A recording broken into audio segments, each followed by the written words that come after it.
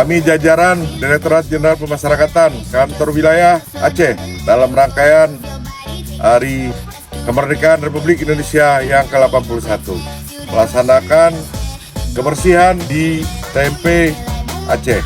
Ini adalah satu bukti bahwa kita bermanfaat untuk masyarakat, terutama mengenang dan menghargai para pahlawan yang telah mendahului kita.